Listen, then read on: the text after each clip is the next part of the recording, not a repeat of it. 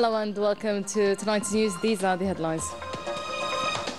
President of the Republic Abdelmajid Tebboune chaired a working session focused on activating the single window service.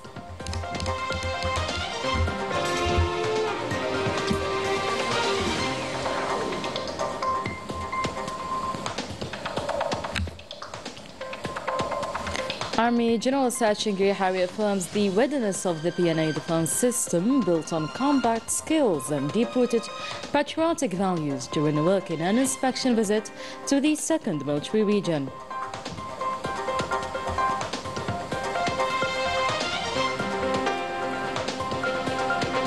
And Algeria marks Africa Day, renewing its commitment to intensifying efforts to unify the Africa voice and amplify its presence on the international stage.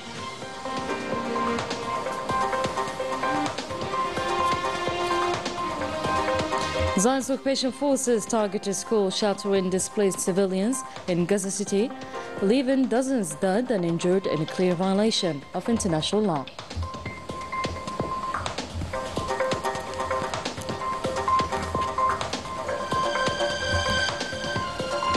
Welcome back, everyone, to tonight's news. President of the Republic Abdelmajid Tebboune chaired a working session focused on activating the single window service.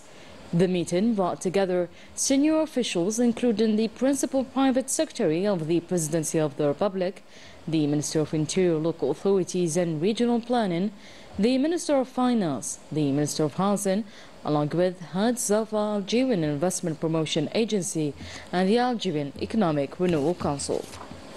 Army General Sachin Minister Delegate to the Minister of National Defense, Chief of Staff of the PNA, started this Monday a working and inspection visit to the 2nd Military Region in Oran Province.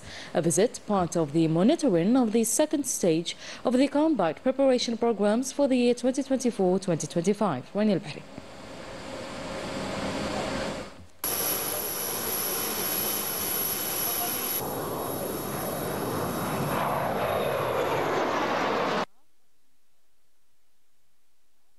At the beginning of the visit and following a welcoming ceremony by Major General Mohammed Tayyib Brakni, commander of the 2nd Military Region, the Army General observed a moment of silence to remember the late Mujahid Ahmed Boujnan, known as Si Abbas, after whom the headquarters of the region bears his name.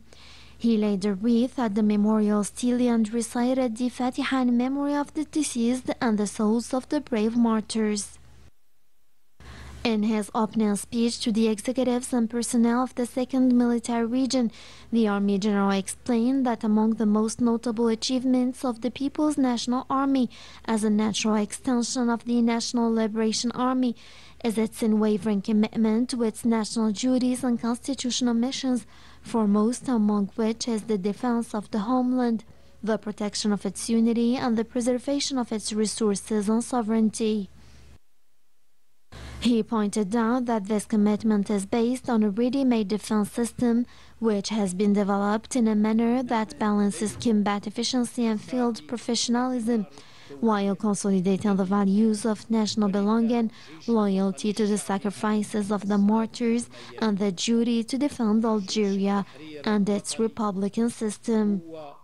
The Army General affirmed his firm conviction that Algeria will remain strong and secure as long as it remains faithful to the covenant of the martyrs and as long as loyal patriots under the leadership of the President of the Republic, Supreme Commander of the Armed Forces and Minister of National Defense continue with determination and steadfastness to implement the comprehensive National Renaissance Project.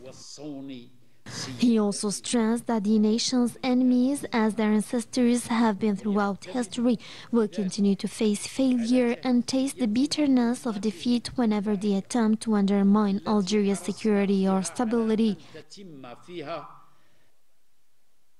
At the end of the meeting, the region's employees were given the opportunity to express their concerns and interests, and they expressed their full readiness to carry out their noble duties in the service of Algeria. Following this, the Army General, accompanied by the commander of the 2nd Military Region and the Director of Military Justice, inaugurated the Military Appeals Council in Oran. He was given comprehensive explanations of the facilities of this achievement, which will enhance rights and freedoms and facilitate second-degree litigation procedures.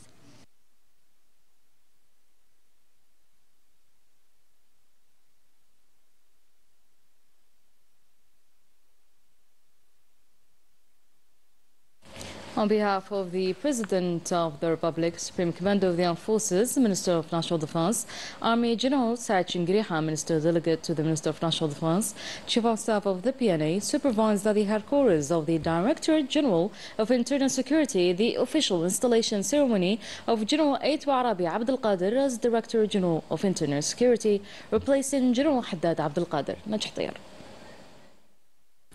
On behalf of the President of the Republic, Supreme Chief of the Armed Forces, the Minister of the National Defense, the Army General Said Shingariha, Minister Delegate to the Minister of the National Defense, Chief of People's National Army Staff, supervised Saturday, 24th May 2025, at the headquarters of the Directorate General of Internal Security, the official installation ceremony of the General Aito Arabi Abdel Qadir as Director General of the Internal Security, replacing General Haddad Abdel Qadir.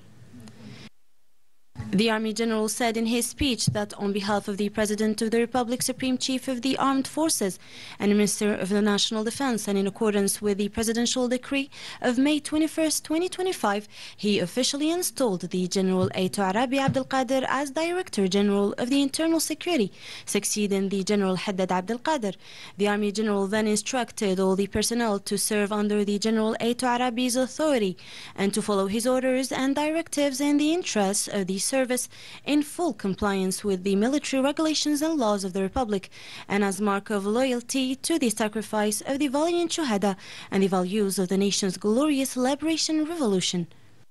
This installation ceremony was an opportunity for the Army General to meet with the executives of this directorate, during which he gave them practical instructions and guidelines, particularly in terms of regarding carrying out the heavy missions incumbent on them, which require them to make more persevering and loyal efforts in order to carry them out perfectly. At the end, the Army General signed the minutes of the handover.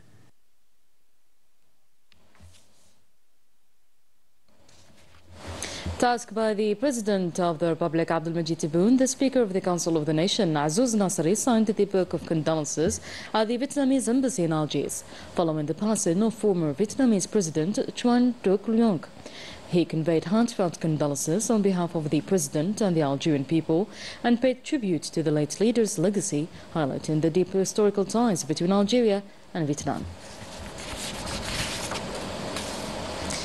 Minister of State, Minister of Foreign Affairs, National Community Abroad and African Affairs Ahmed Attaf presided over an official ceremony marking World Africa Day in the presence of the Secretary of State for African Affairs and members of the diplomatic corps accredited to Algeria. Minister Ahmed Attaf stressed that the occasion is a moment to reaffirm the founding principles of African unity and to look ahead towards the continent's future. He underlined that the African liberation struggle is not over yet, citing the unresolved issue of Western Sahara and reaffirming Africa's historic support for the Palestinian cause, both viewed as integral parts of the continent's fight against colonialism and oppression. Meanwhile, the President of Angola and current chair of the African Union recalled the governance and development challenges Africa continues to face, underscoring that Africa Day serves as a reminder that its future must be shaped by Africans with economic growth at the heart of that vision. And while opening the official celebration of World Africa Day, organized by the African Group and the Mufti Zakaria Palace of Culture, Secretary of State for African Affairs Salma Bakhta Mansouri affirmed that the day stands as a tribute to the struggles of African peoples against colonialism, slavery, exploitation, and all forms of discrimination.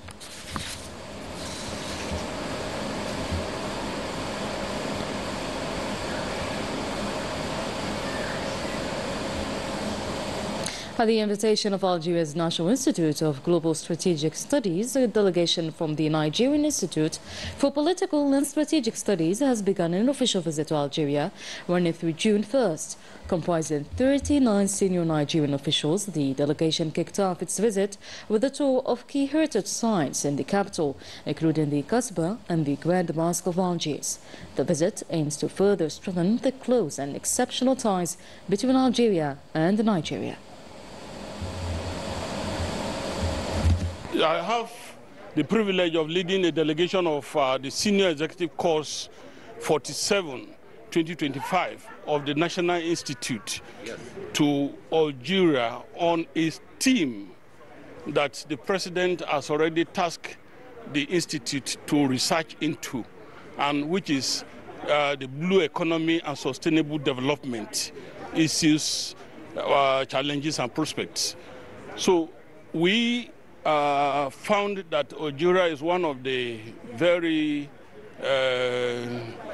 good country that has a lot of maritime border and a lot of investment in blue economy.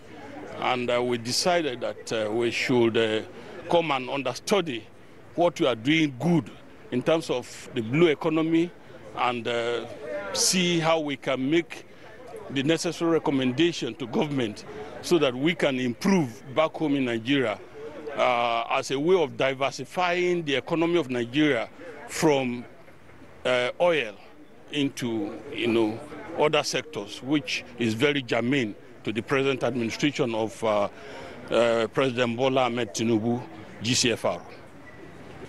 We're here to learn from Algerian government how to make money from the sea or from the water. How can water bodies give Nigeria money?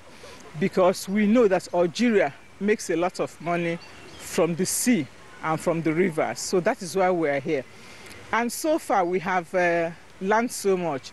From the place we just saw, the new shopping complex that they are trying to bring closer to the sea, and from the fish ponds that they are building, you could see that Algeria has a very clear vision of how they want to make money from the sea, or it's something they've been doing and they are really very good at. So coming here is not by mistake. It appears that we came to the right place where we can learn, as a nation, how we can make money from our seas and from our ocean. And in a recognition of a prominent figure in Algerian-Italian relations, the city of Maitilica in Italy is now hosting the first museum dedicated to Enrico Mattei, a key friend of the Algerian Revolution. The museum now offers visitors a closer look at Mattei's legacy and his support for Algeria's struggle for independence. This morning, the Enrico Mattei Museum hosted a well-attended ceremony with local officials, diplomats and friends of Algeria, highlighting Mattei's life and the Algerian struggle against the French colonization. I'm very pleased to take part in this ceremony for the classification of the museum where we find the legacy of the Italian fighter, this important figure in the Algerian-Italian relations, who contributed to the Algerian Revolution and was honored by the President of the Republic. Now officially recognized by the Italian Ministry of Culture, the museum is part of Italy's cultural heritage. It is also a symbol of Algeria's cultural presence in Italy. After the ceremony, guests gathered at the themed residence. Discussions focused on the strong ties between Algeria and Italy. This museum is now part of the Italian cultural heritage and it is registered with the Italian Ministry of Culture. It also belongs to Algeria's cultural heritage in Italy. This museum is important because it brings together for the first time in one place here all of Enrico Mattei's legacy. It allows the Italian and the European tourists to discover it. This museum is a strong symbol of the Algerian-Italian relations, a history made of challenges and heroism. It also reminds me of all the sacrifices of the Algerian martyrs, which enabled Algeria to win its independence. With its official recognition, the museum is expected to attract hundreds of thousands of visitors who will discover not only Enrico Mattei's story, but also Algeria's path in independence. Latest developments of the ongoing genocide in Gaza. Zionist occupation forces continue with the brutal massacres against Palestinian civilians. Dozens of people were killed or injured after Zionist strikes targeted a school, sheltering displaced families in Gaza City. This deliberate and systematic targeting by the occupation forces marks a blatant violation of international and humanitarian laws. Manil reports.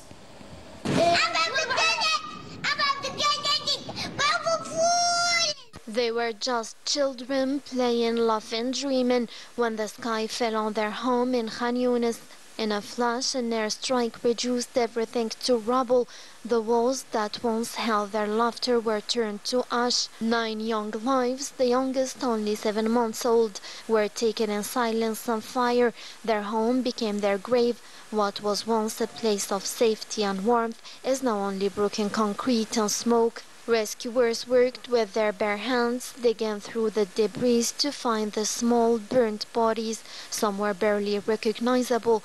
2 of them, Luqman and Sidar, are still missing beneath the ruins. Their mother, Dr. Ala Najjar, a doctor at Nasser Hospital, had to welcome not her children's smiles, but their lifeless bodies, and her husband and son, both now in comas between life and death.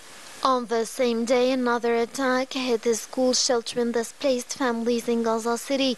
The strike caused fires that killed at least 36 people, mostly women and children. There is no more safety in Gaza, not in homes, not in schools, not even in hospitals. The destruction isn't random, it's constant, it's everywhere. Since October 7, 2023, over 53,000 Palestinians have been killed and more than 122,000 injured. These aren't just numbers, they are stories, families and futures erased in seconds. What is happening in Gaza is more than a war, it's the slow, painful destruction of a people. And that was it for today's news. Thank you so much for watching. I'll see you tomorrow.